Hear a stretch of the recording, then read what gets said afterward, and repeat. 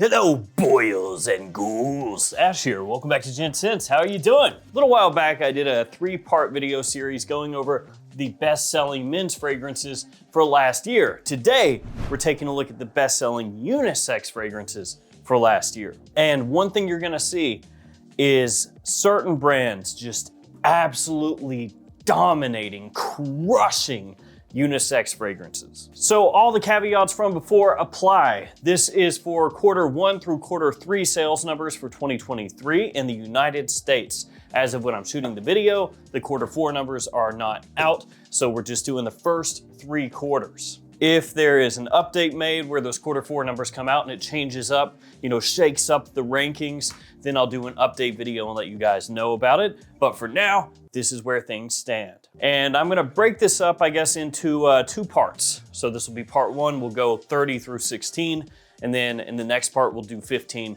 through 1. One other caveat is that I do not have the volume rankings for the unisex fragrances, just value, so for the dollar amount only. Okay, cool. We're on the same page?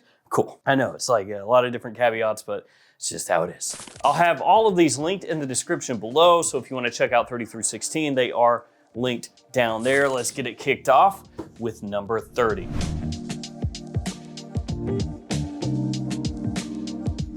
Number 30 comes to us from Tom Ford, and it is Costa Azzurra. More specifically, Tom Ford Costa Azzurra in their signature line. This one sold $2.64 million worth in 2023, again through the end of the 3rd quarter, and that's a pretty solid number, but it's actually down a solid amount from the previous year, from 2022. Actually close to 22% down. So still good enough to be number 30, to come in right at the tail end of the top 30, but based off of how it went year over year, I am expecting that that's gonna drop out in 2024. Of course, Costa Azzurra Signature is a re-release of Costa Azzurra from the Private Blend line, which is something that Tom Ford has been getting into here lately, re-releasing previously discontinued fragrances from the Private Blend line, or just shuttling them over to the Signature line, putting them into a new bottle, a new presentation, and putting it out there again. So that is number 30. Number 29 is from Byredo, and it is Bal d'Afrique. The reason I'm not pulling all of these out and showing them to you here today is because I'm trying to break this up into just 2 parts, trying to keep it moving a little bit quicker. So you have to make do with just pictures, imagery. So Bal d'Afrique did $2.78 million, really popular fragrance from the house of Byredo, actually one of the more popular ones overall, if we're talking about just the fragrance community in general, on top of the public in general. And even though that one has been out for a while, it increased year over year in a pretty substantial amount, close to 7%. So that one moved up a good amount. The Tom Ford fell down a little bit, but Bal d'Afrique coming in number 29. Number 28 goes right back to Tom Ford with Bitter Peach. Like I said, when you look at unisex fragrances, there are certain brands that absolutely dominate the competition. So when you look at the masculine fragrances or the feminine fragrances, and I can do a video on the ladies' top sellers as well if you're interested, but when you look at those, you see a lot of different brands, a lot of different houses. When you look at unisex, not as many, not as much diversity. Bitter Peach did $2.87 million in sales, but like Costa Azzurra, a pretty steep drop off year over year. And you say, well, how steep is pretty steep? 30%. Yeah, down 30% from 2022 to 2023, but still well enough to be in the top 30. Bitter Peach is one that I actually do like a considerable amount. I really like the opening. I'm a sucker for peach notes and fragrances in general, but that's where that one lands. Number 27 is from By Kilian, Angel Share. Yeah, Angel Share sneaking in there, and it actually increased a good amount year over year. This one up 40%. Sales numbers for that one coming in at $3.04 million. And Angel Share, I think, deserves to be there. It's interesting to see that shoot up so much, 40% year over year. And, you know, we'll see if that keeps going up. It's got a lot of momentum behind it. People love it. There's 10 million different alternatives to it out there at this point. There's clone fragrances galore of Angel Share. Boozy, warm, sweet, sexy, just a great fragrance for fall and winter time. So not a surprise to see that in the top 30. Maybe surprised it's not even higher up there, but at least it's there. Number 26 is the first Joe Malone to pop up in this list, and it is Mimosa and Cardamom. Of course, Joe Malone using that naming convention of basically just taking the notes and popping them on there, and then that's the name. Mimosa, Cardamom. Nice. 3.07 million, the number for this one. It was down a little bit year over year, but not a huge amount. It was like 3% and some change. So that one seems to be standing pretty steady as far as the overall value of sales on that. And that is not the last that you will see of Joe Malone. No, it is not. Number 25, maybe a surprise when you consider the fragrances that we've been talking about and will talk about, especially when you're talking about how much they cost per bottle versus this one, but 25, CK1. 3.11 million for CK1 through the first 3 quarters of the year in the US. So not a surprise to see CK1 there, I guess, when you think about it, because it's one of the most popular best-selling unisex fragrances ever. But when you consider how many bottles of that has to be sold to have a similar value to the fragrances that we've been talking about and to sell higher value than those, yeah, that's something. Because CK1 goes for what? Very, very little, right? Even at full retail, it's not that expensive, and you can find it even at, you know, bigger stores, retail stores, marked down to a pretty low amount per bottle, especially compared to Tom Ford or Byredo or Joe Malone even. So you gotta sell like 5, 6, 7, 8 bottles of CK1 to make up the same value of 1 bottle of those, which means that even though this is, you know, what, 25th, realistically in terms of volume, it probably is crushing all the fragrances around it in terms of value or the volume. Yeah. So that's 25, 24. Tom Ford again, Soleil Neige. That one about 3.2 million. So Tom Ford there once again. And I forgot to say this, but CK1 was actually up year over year, about a 4.5% increase year over year. So actually improved. And number 24, the Tom Ford also improved year over year. Not quite as much, like 1.75%, but still a little bit of an improvement. So at bare minimum, kind of holding steady where it's at. Number 23 is from Maison Francis Kurkdjian, and it is 724. So that newer release popping in there real close to the top 20, almost. 3.35 million, technically an increase year over year of close to like 94, 95%. But the reason that's so much bigger is because it was released in the previous year. And so it doesn't really equate to as much of an increase as it looks like, because it didn't have like a full year before, you know, when you're comparing the same first through third quarter. And so that's why it had like a 94, 95% increase year over year. Still though, for a new release, I'm sure that they're really happy with that, to be placing in the top 25 bestsellers of unisex fragrances out there. Made a pretty penny, so 724 coming in right there. Number 22, back to Byredo, Mojave Ghost.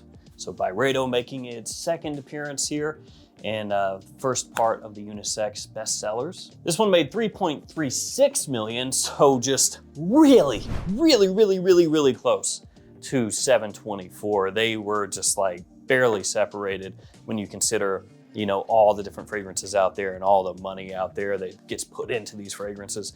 Really close as far as the sales numbers goes. And Mojave Ghost went down a little bit year over year, but when I say a little bit, I mean an tiny little itty bitty bit, not even 0.3 of a percentage point.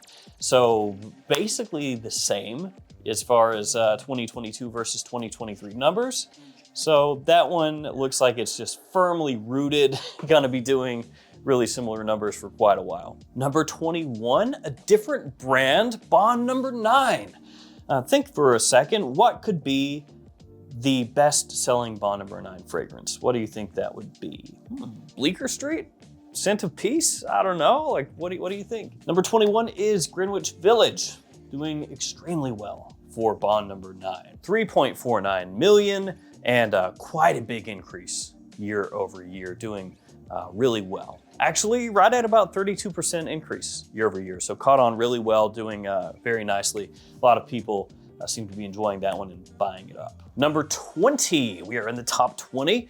So we got 5 more to go. 2019, 18, 17, 16, yeah, math. Number 20, Jo Malone Orange Blossom. So that is the second Jo Malone, and there will be another one here in just a second. 3.5 million for Orange Blossom, and that was an increase year over year of close to 18%. So another one that had a really great year, improving the sales numbers from 2022 and standing strong as one of the most popular unisex fragrances in the entire country. Number 19 is also from Jo Malone, and that one is Myrrh and Tonka, 3.51 million. So another fragrance just super close to the fragrance beneath it. Actually, a lot of these sales numbers around this ranking in the unisex fragrances are very close, very similar. So even if one went up and one went down year over year, all of these I would say are pretty much the same as far as their popularity goes. And Myrrh and Tonka was actually down a little bit year over year, about 3.5 percentage points. So that one dropped a little, and then Orange Blossom came up a good amount, and yet they end about the same.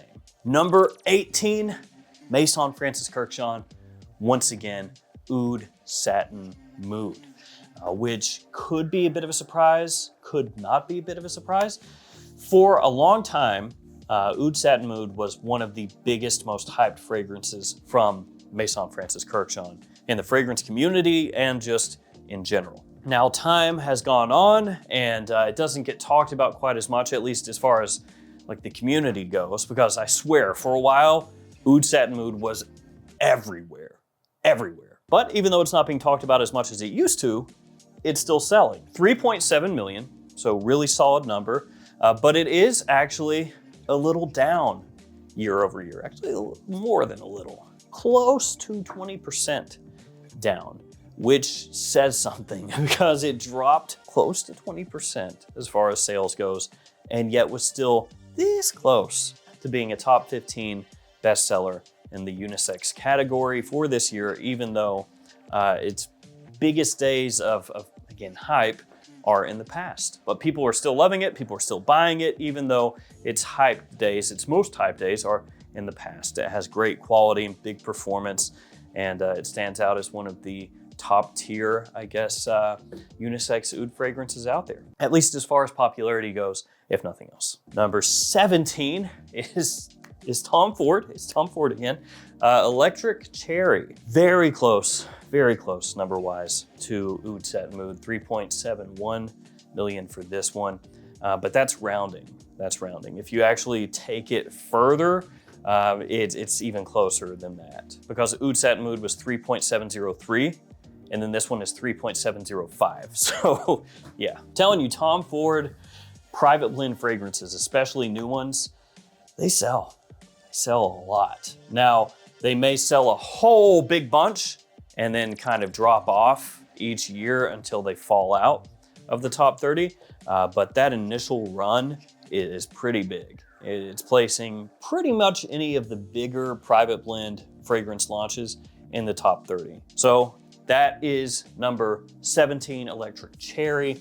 Number 16, which is the final fragrance for this first part in the best-selling unisex fragrances, is from Le Labo. Yeah, you probably would think, oh, Jo Malone, maybe Byredo again, or Tom Ford, but no, it's Le Labo. And it may not be the first one that comes to your mind when you think of a bestseller from the house, but it will make sense. It's not one that's gonna be like, what? It is another 13 at number 16. It was close to 13. It should have moved up a little bit. And there's actually a decent gap between this one and the fragrance below it, because this one is at $4.4 million. So a decent gap between 16 and 17. And year over year, this one was pretty big, 56% up from last year or 2022 to 2023. Because in 2022, it was actually close to like 2.82 million. So it jumped up a lot. Yeah, something happened that I apparently was unaware of, but Le Labo, another 13, that took off in a big way in 2023. So there we go. That's number 30 through number 16, best-selling unisex fragrances in the US the first 3 quarters of 23. And we've got part 2 coming up before very long, where we'll do 15 through 1. Feel free to guess down in the comments fragrances that you think are gonna be in that top 15. Some of them should be pretty obvious, yeah. But then there could also be some surprises in there as well. So think about that. What is the unisex fragrance that could be in the top 15? I know number 1 is probably gonna be the most obvious thing ever, but think about some of those other ones, see if you can guess them. Thank you guys for hanging with me. Stay safe out there. I'll see you tomorrow with another fragrance video. See you guys later.